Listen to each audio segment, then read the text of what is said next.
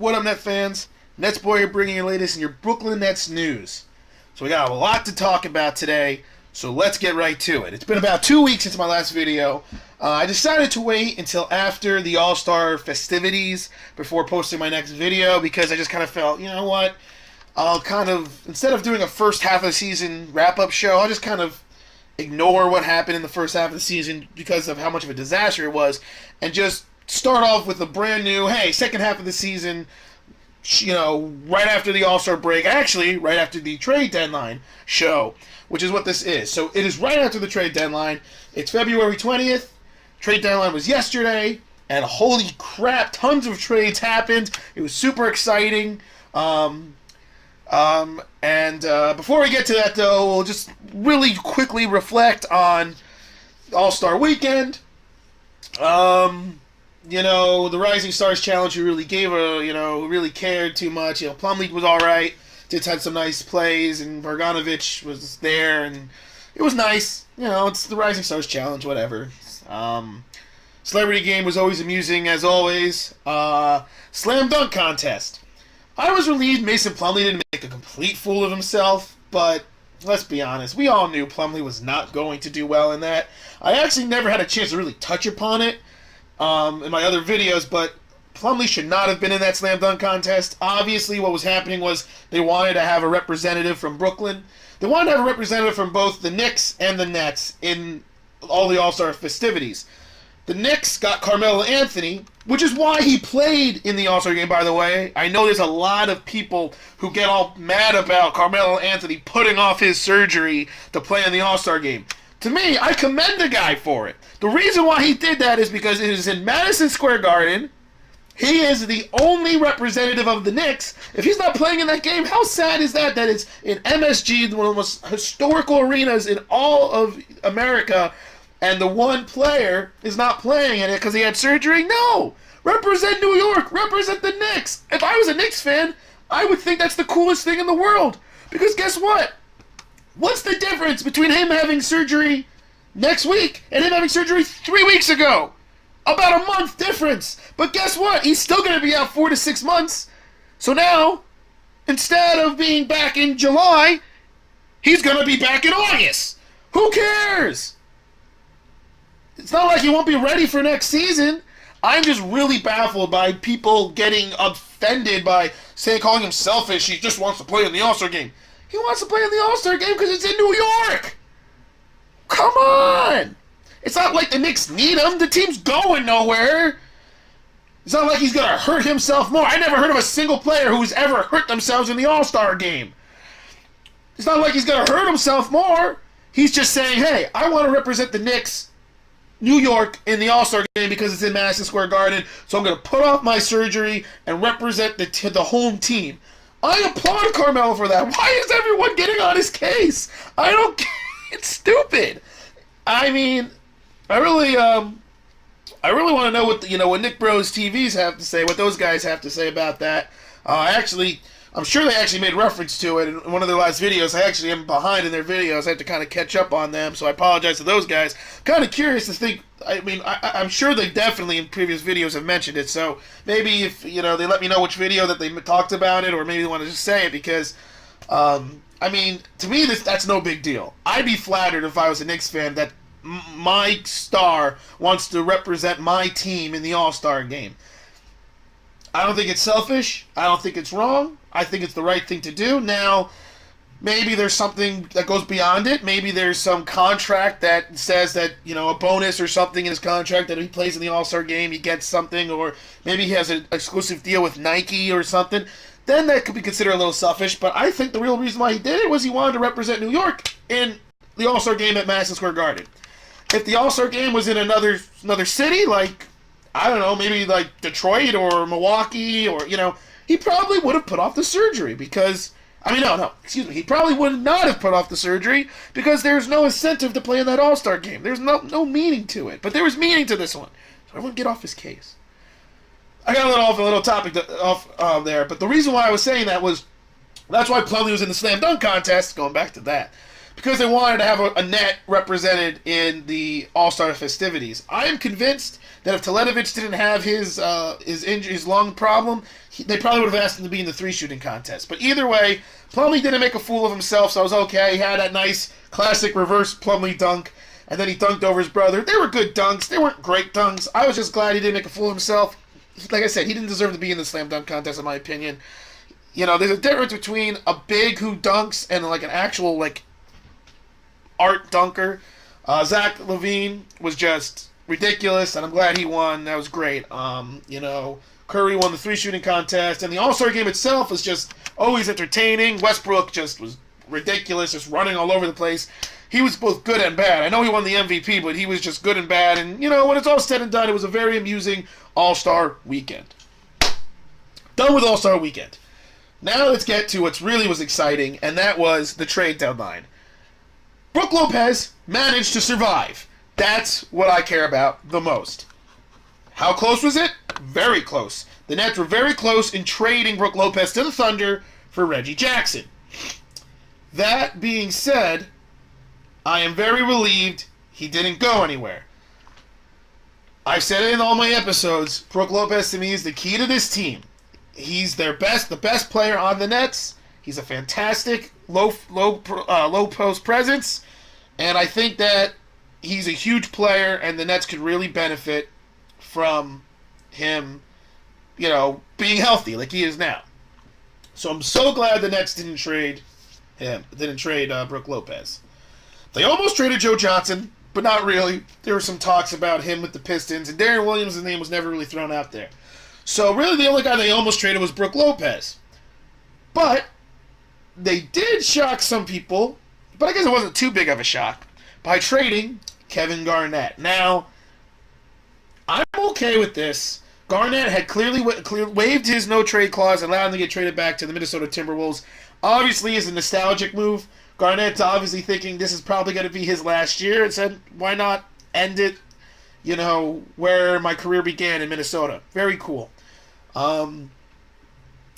Though I kind of would have liked Garnett maybe to go to a contending team and try to help a championship team win, but whatever.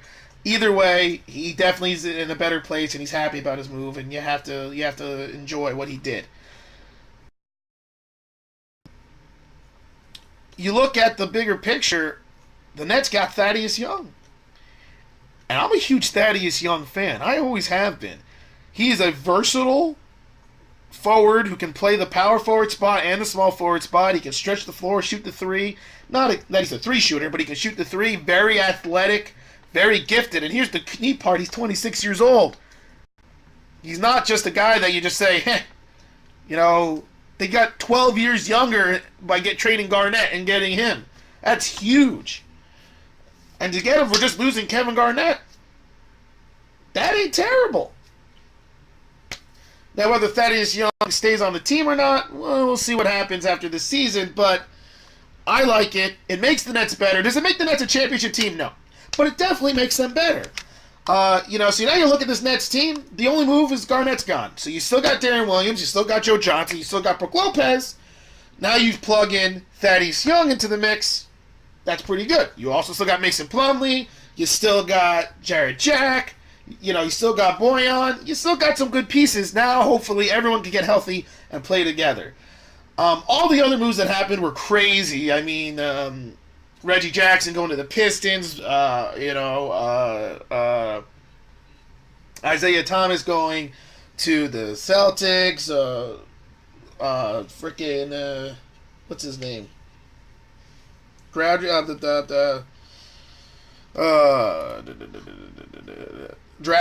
going to the Heat. I mean, that's a great move. I kind of wanted the Nets to get Zoran Dragic, but I knew the Nets weren't really going to actually be able to get him because there was just no way to actually do it. Because he's another player I like.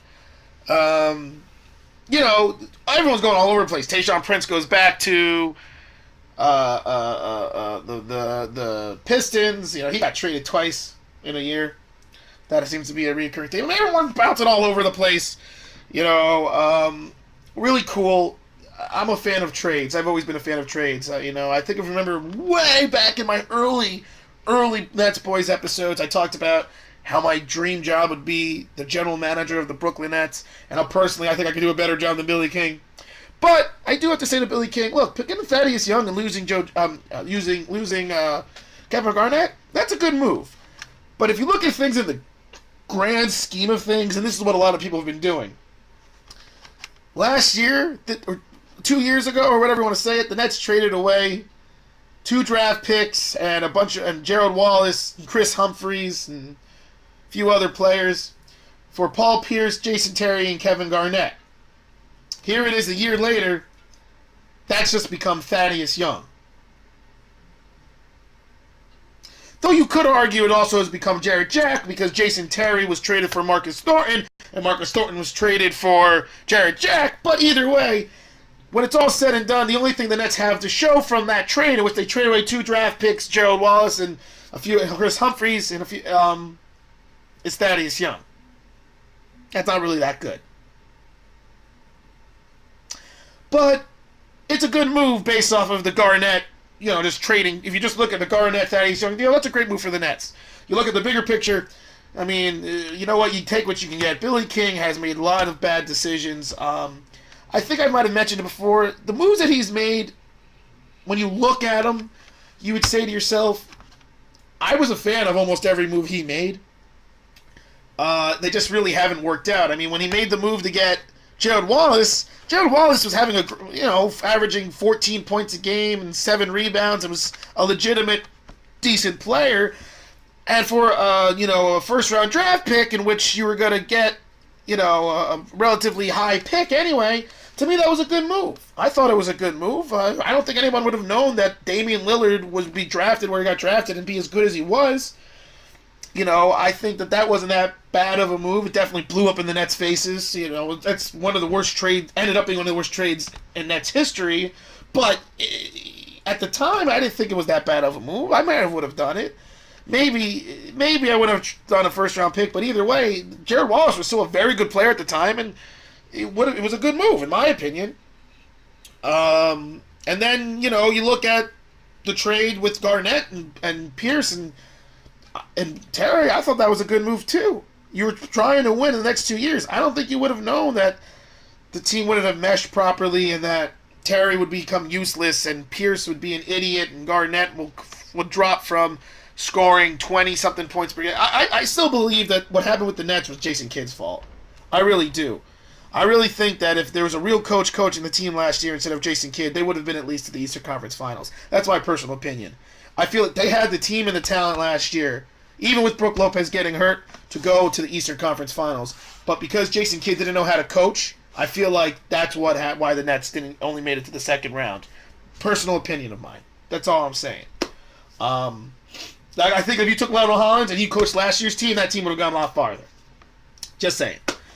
But I mean, look, Billy King's, those moves have definitely not worked. A lot of people make fun of Billy King. I say to him, you know what? Billy, you screwed up. You made some decisions. At the time, they looked like they were the right decisions, but part of being a general manager is you have to understand the pros and the cons. You need to address the risk. You need to say to yourself, what's the worst case scenario with this deal, and what's the best case scenario? And depending on how desperate you are, you need to weigh that. And that's probably where Billy King has screwed up, is he looks at too much of what the best case scenario it is and doesn't look at the worst case. And that's where things have gone wrong. But if you look at this trade right now, the best case scenario, worst case scenario with Thaddeus Young and Garnett, it's pretty good for the Nets. Best case scenario, Thaddeus Young becomes a permanent player on the Nets that plays every single game and plays well. He's averaging 14 points a game, versatile defender, can play really well. Great. Worst case scenario, he ends up leaving. Or the Nets end up trading him or doing something else, But guess what? Garnett was pretty useless after the season anyway. Garnett probably wasn't coming back to the Nets after this year anyway, so why not? To me, it was a great deal. And how Lionel Hollins uses him, we'll see. Maybe he wants to start him as the small forward. Maybe he wants to go, Jarrett Jack, Joe Johnson, Thaddeus Young, Mason Plumlee, Brook Lopez. Maybe he wants to start him in substitution of Garnett and, still have the same lineup of, Jarrett Jack, Allen Anderson, Joe Johnson, Thaddueus Young, and then Mason Plumlee or Brook Lopez. You know what I mean? He can do whatever. Personally, I would actually like to start Thaddueus Young as the small forward and slide Joe Johnson to the 2 and see what happens there by starting Plumlee and Lopez together.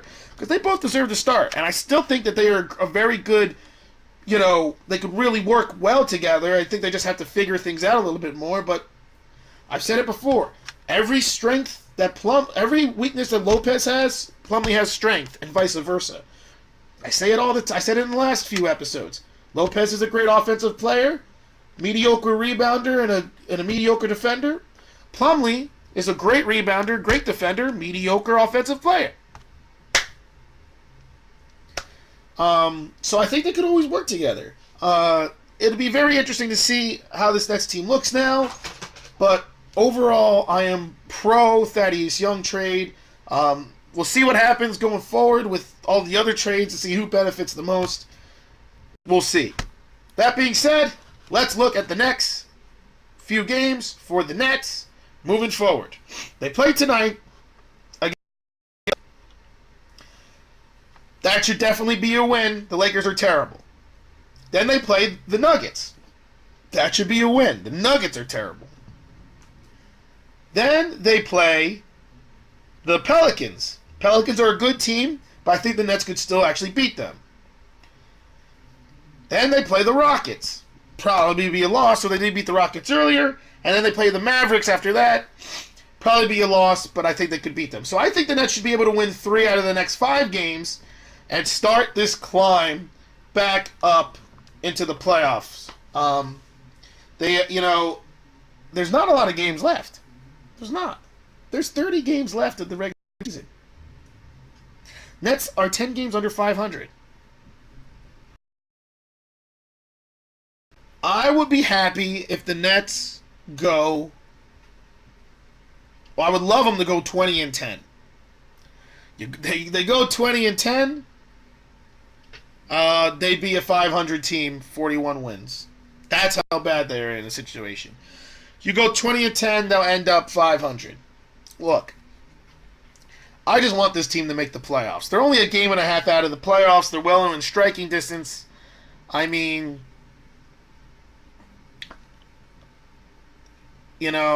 actually, they're only a game out of the playoffs. I just want them to make the playoffs. I want them to be over 500. I don't think they're going to be able to get there unless they like I said, they will have to go 20-10 the next 30 games to become 500 team. That's a little ambitious, I think for this team. But you know what? If they can make the playoffs, I'll be happy. So we'll see what happens. I think they should at least win 3 of their next 5 games. We'll see how Thaddueus Young gets integrated into this team. We'll see what it looks like. And I'm super excited to see what happens. And we'll see what happens moving forward. So until then, this is NetsBoy signing off.